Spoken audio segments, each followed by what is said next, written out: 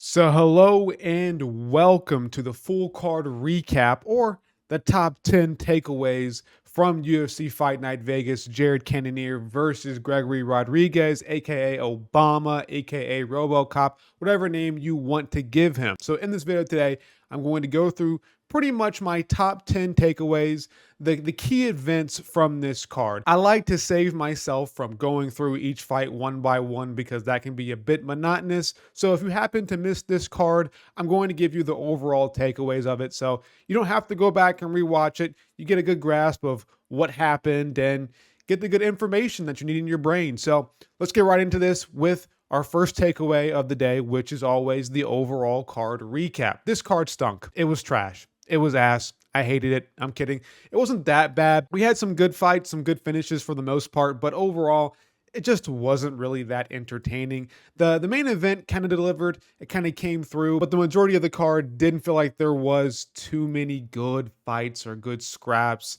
Again, some fights did deliver. I would give this card a solid 6 out of 10. That's the best grade that I can possibly give it. I wouldn't go back and rewatch this again. There's not too many memorable fights on here. It wasn't the Apex, so that automatically gives it some points down. Any Apex card nowadays just ruins an event. If I'm being honest with you, I don't like Apex cards. Apparently, there will be construction happening in the summertime. I need it to happen now. I need that construction to happen immediately, effective immediately. I just can't. I can't deal with Apex cards. It was insanely quiet. And, when the whole situation happened where everybody got sick, at that time, I appreciated it. It was a different feel. You could feel the punches, and that was kind of cool. But after having this for almost 4 years now, and it's lost its luster. I just can't deal with Apex cards anymore. But that's the overall card recap. Let's move on to the main event for our second takeaway. Jared Cannonier gets it done in the fourth round. And in the first round, he got dropped twice. And after that, you could see that Obama or Gregory Rodriguez or Robocop was starting to slow down. And I thought to myself, it's the second round. He put a lot of effort into that first round. Maybe he's trying to just dial it back a little bit and just make sure he can go the full 5 rounds. And he somewhat did. You could still see the sting in his shots. He was still moving quite unlabored or not labored at all. Typically, when guys gas, you can see them really struggle to throw a strike. With Obama here, it didn't seem like he was really throwing or wasn't really struggling to throw that many unlabored strikes. He seemed quite fast, is what I'm trying to say here. But overall, he just couldn't keep up the pace. And he fights with his hands down just way too much, man. Every single time he throws a fucking strike, his hands are down by his waist. And if he ever fought Alex Pereira, he is so open for a left hook. It's ridiculous how wide open he is for a left hook. Again, that matchup with Alex Pereira, he would get slept in the first 10 seconds. It's too bad for him to keep throwing so many power punches and, not have any good defense. He's a glass cannon is what I would say. I mean, credit to Jared Cannonier. He went out there and he found a way to get it done. Landed a nasty elbow in the third round that really, really rocked Obama, and then came out in the fourth round. He had nothing left. After that elbow, he just couldn't really ever fully recover, and he was already pretty much gassed and tired out. So he comes out there, lands a couple good strikes, and he pretty much falls to the floor in the fetal position, and we see Obama get put away. His presidency has been terminated for now. Overall, though, I don't really like this result because of the fact that I just want middleweight to move on. I want there to actually be some new blood in the division. And right now, we're not seeing that. We still have 40-year-old Jared Cannonier still working his tail end off and getting dubs. I thought his chin would be done by now. Obviously, when he fought Vettori, he was getting rocked all over the place in that round. Got finished by Nasruddin Mavov. Got rocked at one point by Kyle Baralho. So I thought that we would see Rodriguez go out there and actually put him down and put him out. But, his chin held up pretty nice in that first round. Good win for Jared Cannonier. It is what it is. We're still in a log jam at middleweight right now and not too many new blood besides Baralho and Imavov. And with Strickland just losing to Dricus, we're in a really tough spot, man. That's pretty much what I have to say about that. Moving on to our third takeaway. And our third takeaway will always be the good old fashioned prospect report. Now, if you don't know what the prospect report is, basically what I do is I take every single fighter from every single card, not every single fighter, sorry. I take every single fighter that could be considered a prospect who is unranked. If you are ranked, then you will no longer qualify for the prospect report. But I take the guys who have the potential of becoming ranked or just making their debut or whatever, and I put them on a spreadsheet. I give them a grade based on the last 3 fights. The fights before that do kind of carry over, but right now this is still kind of a new thing. But I put them in a spreadsheet, give them a grade for each fight, and then I average out their fights, and then I give them an overall grade. So far in this card, we had Jose Delgado come out and get a pretty nice finish over Connor Matthews. So right now he's at a 95 grade. Obviously, that won't stick going forward. Once he gets more fights, I assume his grade will go down. But he had a good win over Connor Matthews. Went out there, was a little bit iffy in the first round, but then found the right hand down the pipe, put him down, and then TKO'd him. Good performance. Got a quick dub, quick win. The only reason it's not scored a 100 is because of that little bit of octagon jitters he had in the first round.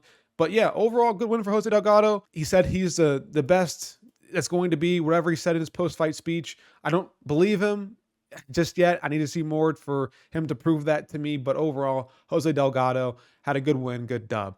Rafael Esteban.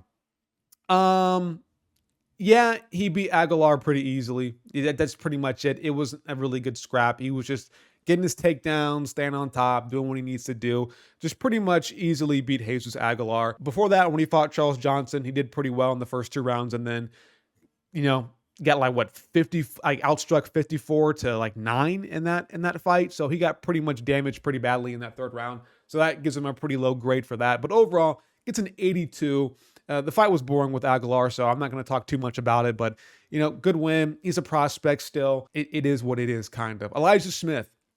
Not convinced. Not convinced. When I went back and I watched his Contender Series fight, I was still not convinced. And when he fought Vince Morales today, still not convinced. That's kind of my whole shtick with him. He is only 22 years old, though, so he has a lot of time to improve, a lot of time to get better and actually develop into a good MMA fighter. So he still is green. So I do have high hopes for him going forward. He is pretty decent right now, especially for a 22-year-old. But as his career goes on, he needs to, obviously address some things. And there's a few times in this fight versus Vince Morales where he got caught in like almost a Darce or an Anaconda. His grappling game is his best part of his game. His striking is not bad, but it definitely is lacking behind his grappling game. But there was times where he almost got choked out. But he showed good confidence. He showed that he wouldn't panic when he's under pressure and in a tight position like how he was, because that Anaconda was locked in for a pretty long time. It was in there it was pretty tight at some points as well. But, he stayed calm. He showed that he could stay calm is what I'm trying to say. And, he got out and was able to grind out a win versus Vince Morales. Gabriel Bonfim, he's on here still by the edge of his hair, or whatever you want to say, the 7th layer of hair. Obviously, that Dalby performance knocks him down a ton, but he beat Ange Loosa. Chaos Williams, I was going to put him on this originally, but I thought to myself, man, he doesn't deserve it, because this guy doesn't know how to strike still. It's crazy. It's insane. This guy has so much power, but if he just learned how to throw a proper hook and just had some good technical skill, he would be a demon. But, Gabriel Bonfim goes out there and pretty much embarrasses him and then submits him with a Darce choke in the 2nd or 3rd round. I forget which round it was exactly, but he made I wouldn't say easy work of Chaos Williams, but he made pretty good work of him. Gets a 90 for that, because there was some moments where Chaos Williams had some success, but overall, Bonfim put him in his place, man. Like he showed him that there was levels to this, and this is not even the ranked part of the division. So good win for Gabriel Bonfim. His brother won't be in this. Obviously, he just quit, I think. I don't know if he quit or not. He couldn't see, but, it is what it is. We'll get into that right now, because we're going into Nazem Sadikov, who did fight Ismail Bonfim. This guy is on fraud alert. I won't even lie to you. This guy is really, really, really on fraud alert. He is still undefeated in the UFC technically, but this dude, when he fought Terrence McKinney, he was on bottom for the entire round. Came out 2nd round and got the sub, so good for him. Fought Borshev, he lost, but he got a 10-8 in the 2nd round with 2 judges, so gets a draw, lucky for him. And then he fights Ismail Bonfim, and Bonfim is actually piecing him up, like schooling him bad in that first round. And then at the very end of the round, he lands a nice head kick that rocks Ismail Bonfim. And then he goes to the stool, round ends, and then Ismail Bonfim says he can't see. Don't ever tell the doctor you can't see if you want to continue. Just say you can fucking see. Because if you say you can't see, then they stop the fight immediately, which is exactly what happened. So, you know what? I gave him a 75 only because of the fact that he did land that head kick, and that was something that was his doing. Now, he was getting fucked up the entire round, but, all it takes is one strike. So, good win for Nazem Sadykhov. Kind of weird, not really the most credible win you can put on his resume, but it is what it is. He gets a win, but still on fraud watch. I mean, he was getting pieced up by Borshev, but then had that one, what was it, a head kick? It was a head kick against Borshev where he dropped him really bad and then got a 10-8 in that round. But the first and third round, he was getting absolutely pieced up by him. Terrence McKinney is dog shit. He wins sometimes, but he's trash. But he had him on bottom position for the entirety of that first round. And then, he gasses like normal Terrence McKinney does. So Sadykhov is really, really badly on fraud watch. I am waiting for him to lose at this point. Seems pretty cool. Like, I like him as a personality, and maybe he can progress and win later in the future. But right now, he's just kind of getting wins at the UFC, which is credible, but they're not like the most credible wins. I don't know. He's a weird fighter right now. I don't know. But moving on to the overall. Now, I changed this up a little bit because I can't fit pretty much any more fighters. So what we're going to do from now on and going forward is make this the Prospect Top 25. That's right, we're rebranding here. So I'm going to only do 25 prospects. And if you fall to number 26, you're booted out. You're off the prospect report because I can't fit, 50 prospects in one spreadsheet. It'd just be too much fucking work. But where these guys from this card align, obviously Elijah Smith is now sitting at number 17. Who else was in this card? Trying to remember real quick. I'll try to find them really fast. Oh shit, I just moved it. Sorry. Sadykhov at 21, Bonfim at 18, and Esteban at 15. So, and obviously Jose Delgado's at number 3. That will change in the future. So overall, these guys kind of fall into the midsection of the rankings. I don't expect them to be here by the end of the year, if I'm being honest with you, probably besides Delgado, but I think we'll see Sadykhov lose at some point. I think we'll see Elijah Smith probably progress, maybe go higher up the list. That's the kind of guy that I have the most hope for right now. But this guy's kind of fall right in the middle of the pack of the top 25. But, we got Gene Silva next week, so we'll see what he does. I have high hopes for Gene Silva, obviously, but he will be our first guy to get like a change grade on the very far right. So awesome. But that is our prospects for this card. Overall, not really any good prospects to come out of this card so far, besides Delgado. That's literally it. He only has one fight. And from what I saw with him, I am worried for his future. But we move on to our fourth takeaway, and that is Walter Walker proves that heavyweights can't grapple. And this will probably be a take almost every single week at some point because heavyweights don't know how to fucking grapple, and it's actually embarrassing. Walter Walker, no, before I even get into this, I said in my predictions live stream that if you're a heavyweight fighter and you can just get takedowns, you're going to beat the majority of the unranked part of heavyweight because these guys, once they get taken down, they have literally no get-ups. They don't know how to get up from off their back at all. So if you get a takedown, you're probably going to spend that entire round on top. And that's exactly what Walter Walker did. He took down Dontel Mays, and then he just went for a leg lock and got a submission in the first round. Good win for him. But this continues to prove the narrative that heavyweights fucking suck. They're the absolute worst division in the UFC. I'm sorry. Outside the top 5, there is no good talent. I mean, we have Tom Aspinall, John Jones, Curtis Blades, Cyril Gane, Volkov. Am I missing anybody else? Maybe Pavlovich. Did I say Pavlovich already? I don't know. But that's literally it. Literally it. There is no good heavyweights right now. And once John Jones retires, it's cooked. I just can't. I can't with this division. It bothers me so much that there's such a lack of talent because most of these guys who could fight at heavyweight, they're off in like another sport, right? There's the base population don't go into MMA. And if you're part of that base population and your heavyweight size, you're probably playing like football, you're probably playing like basketball, you're probably doing other things besides fighting. So that makes the heavyweight division just starved for talent, and the talent that we do get just isn't good. So I don't know, man. Volta Walker again proves the heavyweights can't grapple. Yeah, they suck, man. They really do suck. But we move on to our fifth takeaway, and that is Petroski, right? He's like the only thing that's good out of Tough the past 5 years, I guess. And Petroski is not even good. So Tough is just a excuse to have a reality TV show at this point. I mean, this is probably a whole video in itself, if I'm being honest with you. But Tough is just like, there's never any good talent coming out of Tough, man. And when I watch Andre Petroski versus Rodolfo Vieira, it just proved that. Dude, Tough is a waste of time. There's no point in watching it, especially with the UFC not putting any good coaches on. Like, what are we doing? Like, we don't have any of the real personalities be the coaches on Tough. And then the talent coming out of Tough is just terrible. It's awful. I mean, what was his face? Ricky what? Ricky Turquoise? Was that his name, bro? Ricky Turquoise? This dude is trash. And he won Tough. I mean, like, Tough is terrible. And so when I watch Andre Petroski versus Vieira, I'm like, dude, this guy won. This guy was a good part of. I don't think he won Tough actually, but he went pretty far into Tough. I mean, Brian Battle, I think won that season of Tough, right? Didn't he?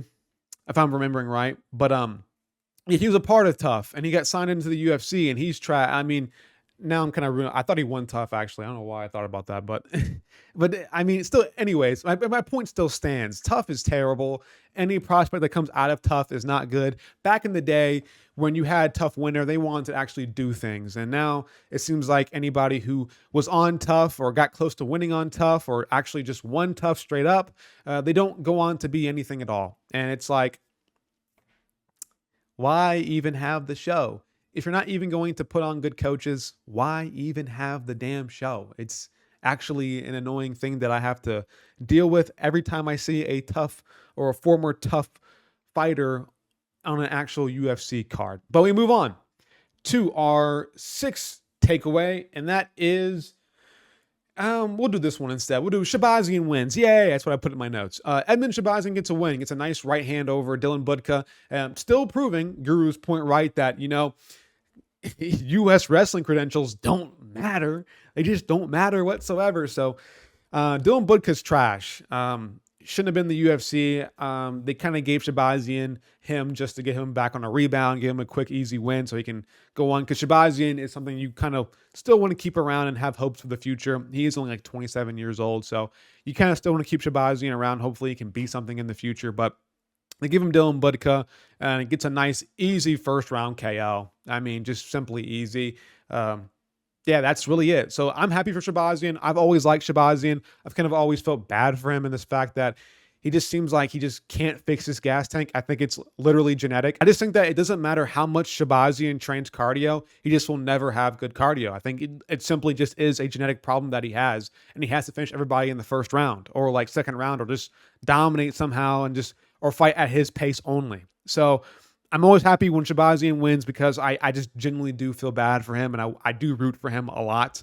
And hopefully he can get rolling with this win over Dylan Budka and carry on into another fight. And maybe I can be wrong. Like I hope one day that I just am totally wrong about Shabazian and he just fixes his cardio one day. That would make me so happy if just maybe like a year or two from now, we see Shabazian go through like a 5-round war where he puts a pace on somebody and wins. That would make me smile. That would put a big smile on my face, but I think it's impossible. So whenever he wins, I'm happy. Moving on to, I guess, our last takeaway. I forget which number we're on. Yusuf Zalal put on an absolute masterclass against Calvin Kattar, which is surprising. I was kind of on the fence in picking this fight, but I am glad that I went with Zalal to win this one. He just put on a nice pace, and since he came back to the UFC, man, he's been looking better than ever. I mean, he went out there, kept that range versus Calvin Kattar, just low kicks, jabs, 1-2s, just moving on the outside, showed amazing footwork, and Calvin Kattar just couldn't find him. Couldn't find him whatsoever. He tried everything. And the first 2 rounds, he was just, not throwing too much, not doing much output, and just let Zalal just tap at him for 2 rounds. And then the third round, he's like, well, I'm down 2 rounds. My coach just told me that I have to go and just throw no matter what. And so he did, and he still couldn't hit Zalal. It was a tough watch for Calvin Kattar because at this point, he's been in the UFC for quite a while now. We've seen him have bangers. We've seen him get banged. Pause. Holloway, thank you. But well, we've seen him just, go through the ringer sometimes. And with his whole knee injury thing, maybe he just isn't the same. And Zalal just pretty much showed that he showed levels against Kattar. And that's crazy. Now, Zalal, he did have a great performance. And he did put a masterclass on Calvin Kattar. But, dude, you ran that third round, and why? I mean, I know why you did it, but it's kind of dumb watching fighters sometimes just run and get on their bike in that third round. And the thing about Zalal is that he wasn't even gassed. He was fine. He just wanted to not get hit by Calvin Kattar, which is understandable. Calvin Kattar was going for broke in that third round, and he just wanted to stay safe because he knew he won the first 2 rounds. But I mean, have a little bit of some Holloway in you, and point in the middle of the octagon and just bang it out for a little bit. But, doesn't want to risk it, which is fair. It is kind of dumb to watch a guy run for a whole round. So that sucks. But, if you're Calvin Kattar, man, have a better first 2 rounds and prevent a guy from doing that to you. So respect to Zalal. Obviously, he's been a monster since he's came back to the UFC. I mean, as soon as he lost, I forget who he lost to. I know he lost to, obviously, to Poirier, and then he lost 2 more fights after that, and then got cut, and then got immediately back into the regional scene, almost 2 months later, and then just been on a win streak since then. Got back in the UFC, and now he's ranked. Now he's ranked at featherweight. So this guy has improved massively in a short amount of time, and big respect to Yusuf Zalal. So, yeah, that's all I have for today. I didn't have too many takeaways.